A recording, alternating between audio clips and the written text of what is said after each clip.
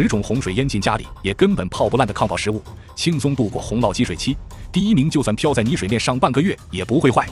洪灾里最要命的不是挨饿，而是倒灌进家的黄褐色泥水，那里面混着粪水、废油和致病菌，泡在里面纸盒会溶解，薄塑料会被水压挤破，连普通瓶盖都会发生微观渗漏。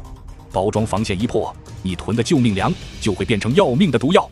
本期世界探索站为你独家揭秘10种洪水里的抗泡食物，来一场抗洪物资的降维打击。第10名，大容量 PET 瓶装含糖电解质饮料。瓶装水虽然防水，但在高温高湿、剧烈应激的灾害初期，纯水无法补充你流失的盐分。大瓶的电解质饮料不仅能提供救命的钾离子和糖分，它的瓶身更是完美的漂浮物。洪水漫进屋子时，几大瓶没开封的饮料会直接浮起，在极限状态下，把几瓶空饮料瓶绑在一起，甚至能做成一个简易的救生浮牌。第9名，膨胀包装的薯片。厂家往袋子里充入惰性氮气，平时是为了防碎防氧化，但在洪水倒灌的绝境里，这袋空气就是微型救生圈与防撞气囊。在水流冲击、家具倒塌的混乱中，鼓鼓囊囊的氮气包装能完美缓冲物理撞击，绝不破损。而且它密度极低，绝对会漂浮在水面上，让你在灾后第一时间就能捞起这包高热量的碳水食物。第8名，真空铝箔装的盐焗鹌鹑蛋。为什么它比火腿肠更安全？因为它拥有堪称变态的3重防御体系。最外层是防刺穿的真空薄膜，中间层是大自然设计的碳酸钙物理硬壳，最内层是高达10%以上的高渗盐渍环境。哪怕在搬运物资时，最外层的塑料袋不小心被划破了一道微小的口子进了污水，内部那层坚硬的蛋壳和极高的渗透压依然能将细菌死死挡在外面，保你吃下绝对安全的蛋白质。第7名，铝箔袋榨菜。记住抗洪铁律，抛弃一切玻璃包装的酱菜。洪水中漂浮的木板、电器能轻易击碎玻璃罐，让你失去宝贵的盐分。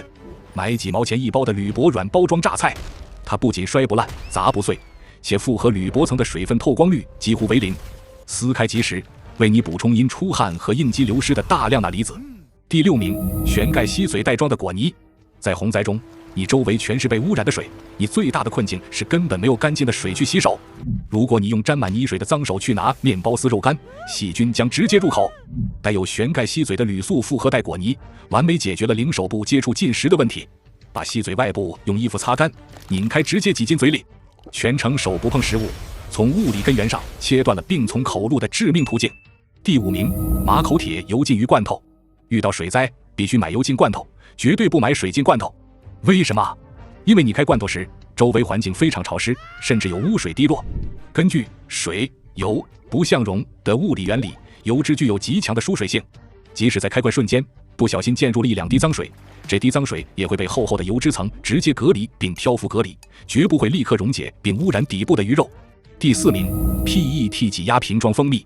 囤蜂蜜绝对不要买传统的广口玻璃罐，玻璃易碎不说，广口瓶的螺旋盖在长时间水泡下极易发生微观渗漏，必须买那种倒计时 PET 塑料软瓶。